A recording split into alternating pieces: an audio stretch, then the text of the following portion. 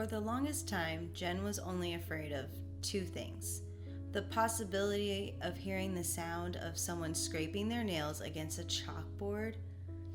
Even thinking about it makes her nauseous. And the possibility that something bad would happen to someone she loves. Which, when you're a hero, both are infinitely possible. Jenn put all of her fears into a small drawer in her heart and tried to not think about them. The one foe she could not conquer. She decided to lock away instead. Outside Maise Brewn's apartment, onlookers watch as black tendrils wrap around the entire complex, each tendril insisting in creating a blackened dome on the roof of the building. Police attempt to push back the civilians, but the numbers are too many. Everyone takes turns snapping shots with their phones and asking each other what is happening. On the roof, the other residents of the complex watch as the police attempt to force down the front door and begin to worry. What will happen to them? They wonder. It will protect us, Maise says. It will. Maise assures the others that they have the advantage.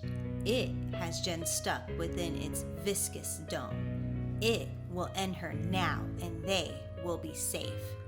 The creature entangles Jenn with one of its thickened tendrils and attempts to squeeze the entire life out of her. "What are you?" Jenn screams. "Your fear," the creature responds. At that moment, Jenn stops fighting. Her fear has always been the one problem that she couldn't just punch, but now she can. Jenn gives in to the fear. She gives in to the other. She gives in to the pain and lets out a scream of rage. Her skin now fully gray, her hair now stringy and green, and every one of her open flesh wounds now glow green. The bones that make up the notches in her spine begin to expand and protrude as her back becomes hunched. A powerful wave of gamma energy pushes back the blackened liquid. "Hello, fear," Jenn grows.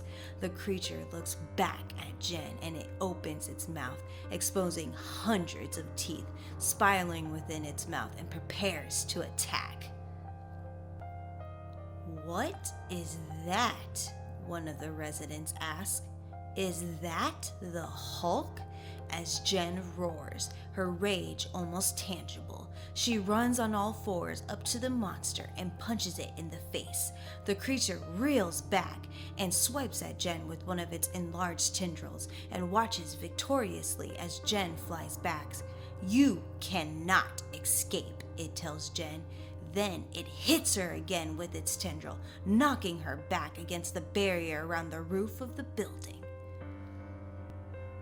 Jenn struggles to think and attempts to put some distance between her and her opponent. She leaps into the air before smashing the roof of the building, causing it to partly collapse in on itself. "What have you done, Maise?" a woman asks. "What have you invited into our home?" The creature follows Jenn down the hole, telling her that she will die. She must die. Tendrils erupt from the rubble and grab onto Jenn, wrapping around her arms and legs, holding her in place before it attempts to bury itself into her eyes. "I know you," Jenn Walters. "I know your fear." The creature shows Jenn a vision of her cousin Bruce, covered in blood. "No!" Jenn screams as she regains control and rips the tendrils from her body. She lifts up a piece of fallen rubble and throws it at the creature. The creature opens its mouth wide before chomping down and breaking the giant piece of debris to nothing before swallowing it all together. The creature attempts to walk towards Jenn, but its weight proves to be too much to the already broken building, and its structure continues to collapse. Both the creature and Jenn fall to the basement of the building, and both struggle to get back to their feet. Jenn stands first. She vows that she is going to stop the creature one way or another. She grabs onto the tendrils and struggles to pick up momentum as she spins around and throws the creature into a nearby wall and furnace. "Stop it! You're a monster!" Maise cries as she approaches in an attempt to slow down She-Hulk's assault.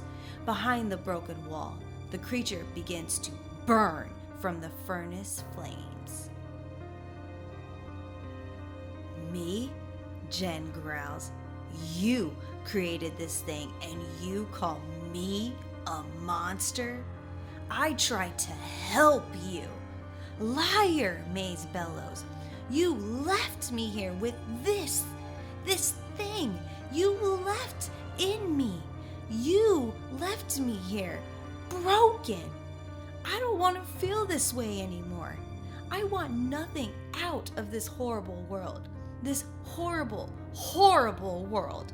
Maise sinks to the floor. "I don't want to be here. I don't. Just kill me." The burning creature gathers behind Maise and reconfigures itself.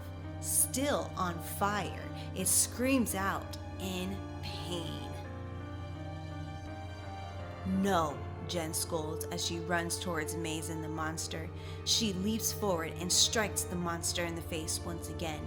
The creature falls on its back, scattering the fallen debris, and rears its head back to attack, biting down on Jenn's arm and flailing her from one side to the other.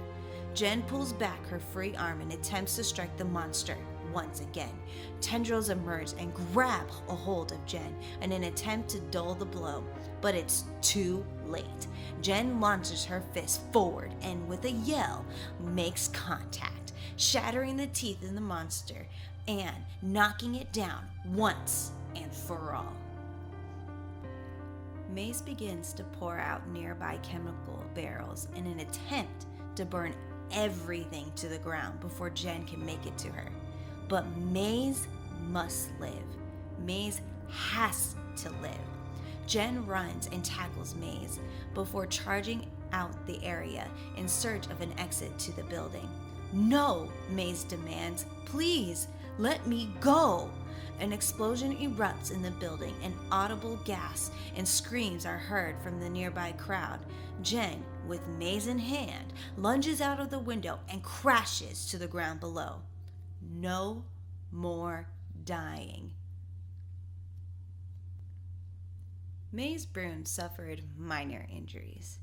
She was eventually arrested for reckless endangerment. She'll need a good lawyer. Jenn just isn't sure if she'll be that lawyer. Conflict of interest. A week later, at the Banner Engineering Wing opening party at Empire State University, Jenn watches as everyone claps in commemoration to the achievements of her cousin. Eventually, Flo joins her and lets her know that she isn't sitting on a bench. It's a sculpture the university commissioned to commemorate the victims of violent crimes in America. But it's okay. Flo isn't a fan of memorials. A memorial implies that the only victims are the ones in the ground. Flo believes that someone can live through that kind of darkness every day. They can live in a mental war, and it can feel very much like dying. Maybe they can talk about it sometime. Maybe, Jenn says as she finishes her drink. "See you later, Flo." And with that, Jenn leaves. Maise was right. Jenn is a monster. But she is a different kind of monster now. A monster that's still breathing, left living in a horrible world. But no matter how bad the world gets, it's still worth fighting for.